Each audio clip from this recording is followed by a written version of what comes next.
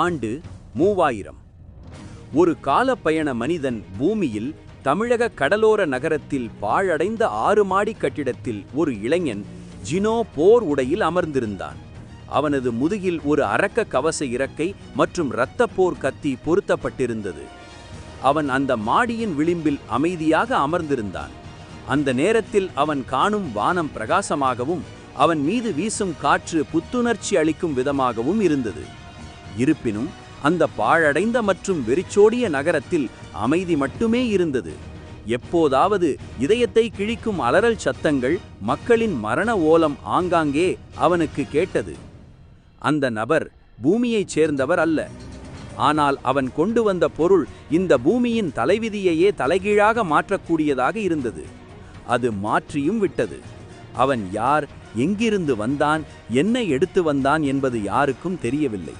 ஆனால் அவன் எடுத்து வந்த பொருளால் பூமியில் நடக்கக்கூடிய நிகழ்வுகளை இக்கதையில் காண்போம், வாருங்கள். ஜீனோ வைரஸ் தாக்குதல். இது குமார் ஸ்டோரியால் உருவாக்கப்பட்டது. புதிய அச்சுறுத்தல். ஆண்டு 3999. ரகசிய கமாண்ட் மையம். மேடே மேடே, நாங்க தாக்கப்பட்டோம் என்று ஹெலிகாப்டரில் இருந்த வீரர்களின் கதறல் சத்தம் கேட்டது. வெளியில் பல பறக்கும் ராட்சச பறவைகள் ஹெலிகாப்டர்களையும் ஜெட் விமானங்களையும் தாக்கி அடித்தன. ஒவ்வொரு விமானத்திலிருந்தும் வீரர்கள் தப்பிப்பதற்காக பாராசூட்டில் குதித்தனர். ஆனால் அவர்கள் தரையில் வந்து சேர்வதற்குள்ளேயே அங்கு பறந்து கொண்டிருந்த மிருகங்கள் அவர்களை வேட்டையாடத் தொடங்கின. கமாண்ட் அலுவலகத்தில் மேஜர் ஒருவர் கோபத்துடன் கத்தினார். நம்ம டெல்டா குழு 14 பேர் டெத் ஆயிட்டாங்க. இப்ப எப்படி நாம் அங்க போறது?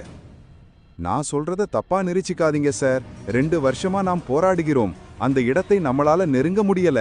அங்க அப்படி என்னதான் இருக்கு? தெளிவா சொன்னீங்கன்னா வேற ஏதாச்சும் பிளான் பண்ணலாமே என்றார் மற்றொருவர். இது வெரி கான்ஃபிடென்ஷியல். அந்த இடத்தை பத்தி யாருக்கும் சொல்லக்கூடாது.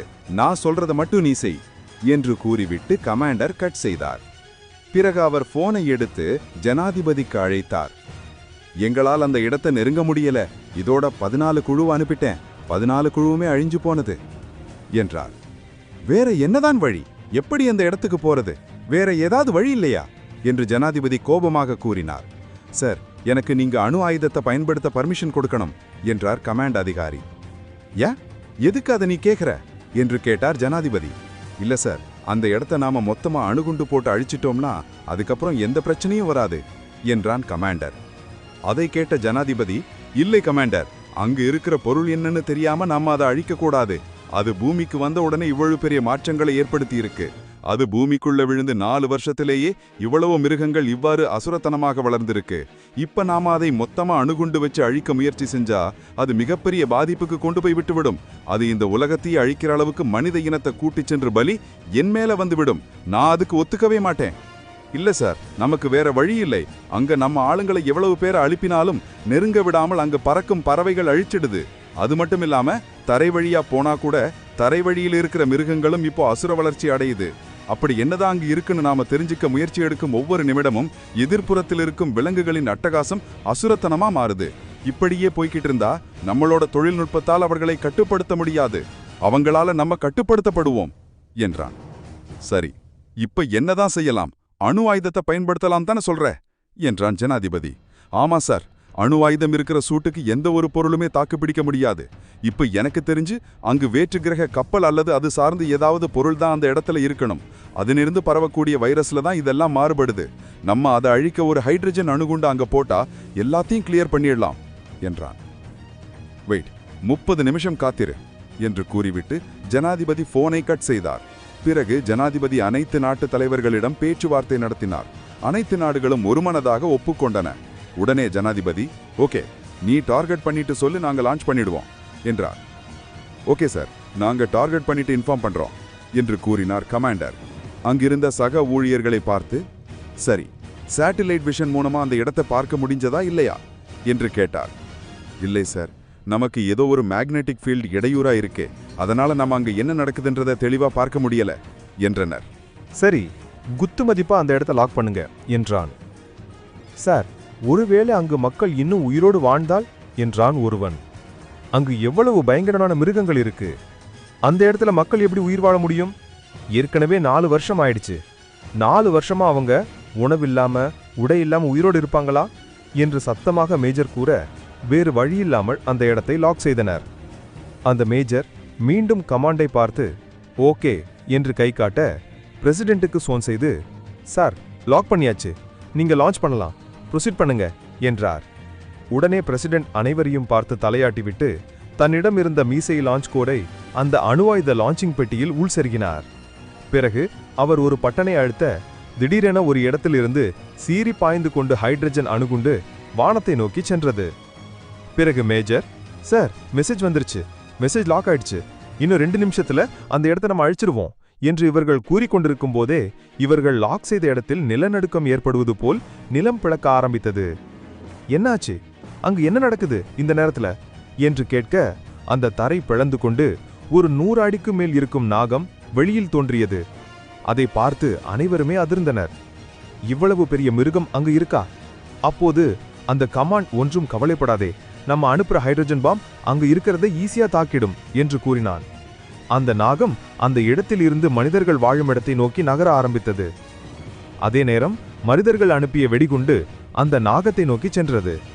அங்கு இருக்கும் மிருகங்கள் அனைத்தும் வானத்தில் ஏற்பட்ட வித்தியாசமான ஒளி மற்றும் வெளிச்சத்தைக் கண்டு வானத்தையே பார்க்க, வானத்தில் இருந்து அணு ஆயுதமும் அவர்கள் இருக்கும் இடத்தில் வந்து வேகமாக மோதியது.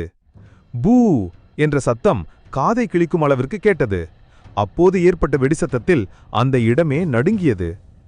கமாண்ட் அலுவலகத்தில் அனைவரும் கைகளை தட்டி, டார்கெட் கம்ப்ளீட் சார், ஒரு வழியா நம்ம அந்த டார்கெட்டை அடிச்சிட்டோம் என்றனர். அதே நேரம் அங்கு நடக்கும் சூழ்நிலையை பார்த்து கைகளை உயர்த்தி பிற நாட்டு மக்களிடம் வீடியோ கான்ஃபரன்ஸில், சக்சஸ், அந்த இடத்தை நம்ம ஹைட்ரஜன் அணு ஆயுதத்தால தகர்த்துட்டோம் என்று கூறினான். இவர்கள் பேசிக் கொண்டிருக்கும் போது காதை கிழிக்கும் சத்தம் ஒன்று கேட்டது. ஒரு மிருகத்தின் பிளிரல் சத்தம். ஒரு டிராகன் சத்தமிட்டு தரையிலிருந்து தலையை உலுக்கியபடி எழுந்தது.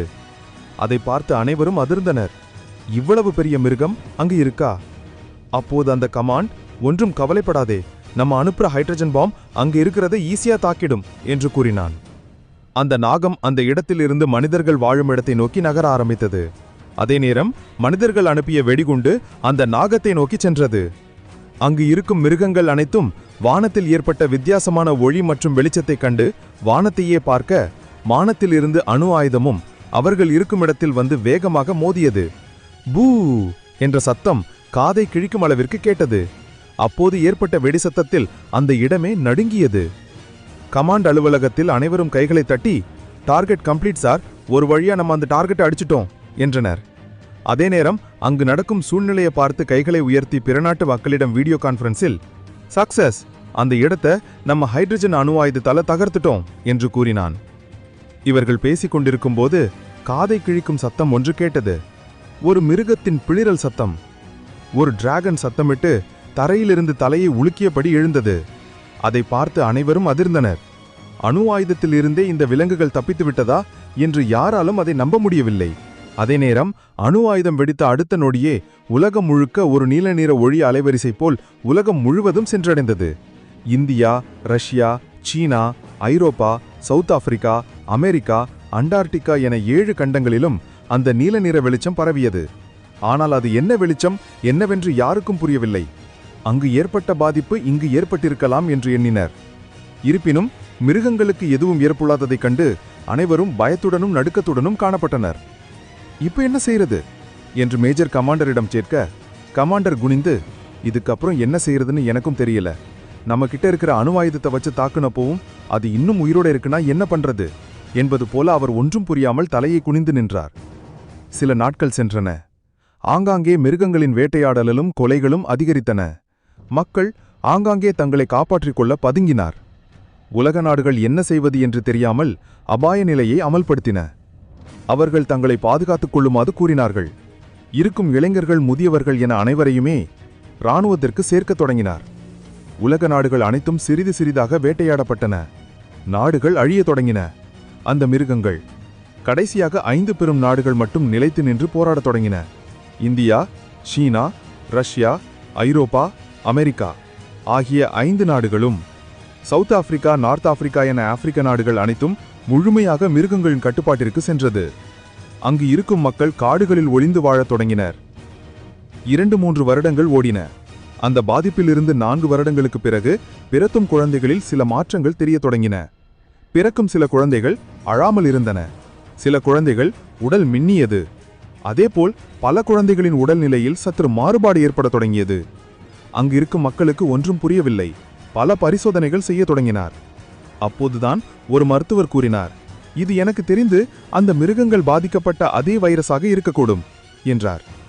என்ன சொல்றீங்க என்று பதட்டமாக கேட்க, ஆமாம், அந்த வைரஸால் நிறைய பேர் பாதிக்கப்பட்டிருக்கிறார்கள் என்று பேசிக் கொண்டிருந்த அதே நேரத்தில் ஹெட் குவார்ட்டர்ஸ் மேஜருக்கு ஒரு அழைப்பு வந்தது.